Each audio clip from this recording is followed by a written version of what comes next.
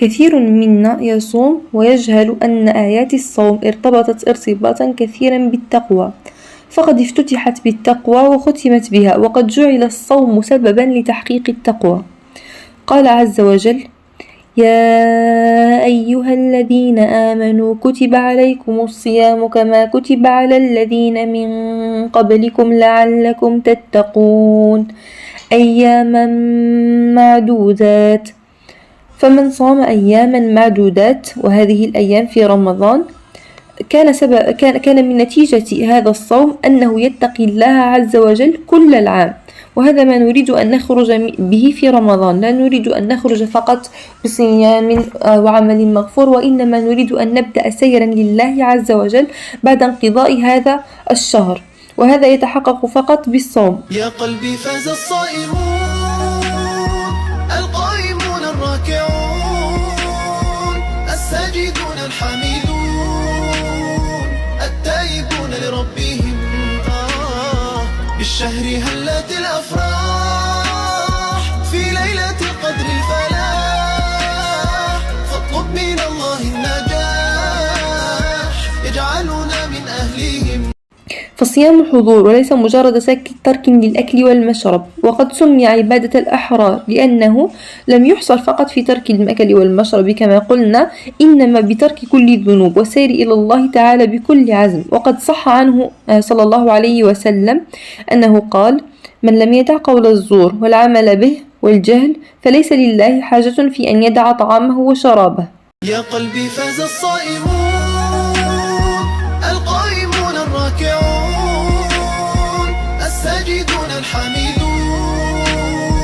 التائبون لربهم بالشهر هلت الأفراح في ليلة القدر الفلاح.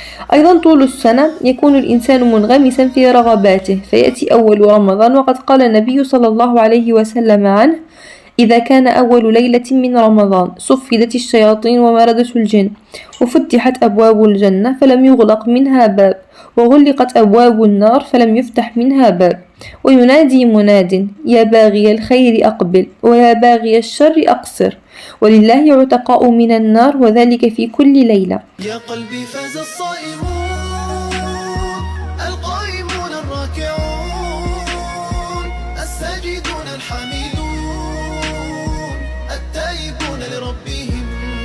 فرمضان دائما يكون فرصة للسير إلى الله لا للتوجه للذنوب، فمنا من يكثر من مشاهدة المسلسلات أو غيرها في هذا الشهر، رغم أن هذا الشهر اختص بالطاعة وليس للسير للذنوب أكثر. منا أيضا من يتجه إلى رغباته مثل أن يهتم بأكله كثيرا، فنجد من يزيد كثيرا في رمضان، ولكن هذا على خلاف ما يتوقع منه. فالمتوقع منه أن يتجه في هذا الشهر للطاعة وللمغفرة، وأن يغتنم كل فرصه وكل أيامه سعيا منه لنيل مرضات الله عز وجل ولتحقيق التقوى بعد رمضان. أيضا مما ذكر أن أبواب الجنة تفتح فيه فتتضاعف فيه الحسنات وترفع فيه الدرجات، فيكون الشخص كأنما هو في حرب مع نفسه، يجب أن يخرج منها منتصرا غالبا لا مغلوبا. في رمضان يكون الصوم هو أعلى تعبير عن الإرادة، فلا أعرف غير الصيام فريضة توسع الصدر وتقوي الإرادة وتزيل أسباب الهم وتعلو بصاحبها إلى أعلى المنازل، فيكبر المرء في عين نفسه ويصغر حينها كل شيء في عينه. فالصوم حالة من السمو الروحي لا يبلغها إلا من يتأمل في حكمة الله من وراء هذه الفريضة. شهر رمضان هو التحدي الأكبر بحق لامتحان الإرادة البشرية في الصيام والقيام وعمل الخير وتنقية النفس من أخطائها الكثيرة، ففيه يجب أن نغلق كل أحقادنا ونطرق أبواب الرحمة والمودة، فنرحم القريب ونود البعيد. يا خيرة الأزمان قد أنزل القرآن على النبي العدنان، ونجعل رمضان هذا له أثرا يبقى فينا بعد انتهائه ويستمر معنا لعام قادم. أيضا إذا صام المرء عرف نعم الله عليه في الشبع والري وما رزقه من أكل وغيره، لأن الإنسان لا يعرف النعم إلا بفقدانها، فإذا عرفها في رمضان توجه إلى الله عز وجل بشكره على نعمه هذه وقدر قيمتها ومعانيها حقا.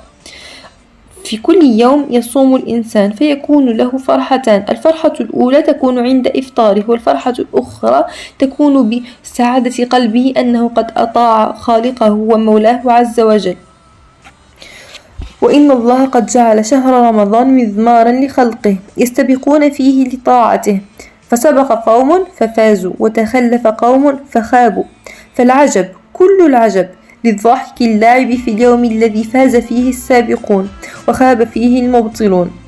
قال ابن جرير في تفسير قوله تعالى: واستعينوا بالصبر والصلاة وإنها لكبيرة إلا على الخاشعين.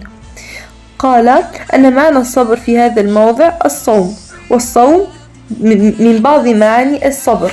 يا قلبي فاز الصائمون، القائمون الراكعون، الساجدون الحميدون، التائبون لربهم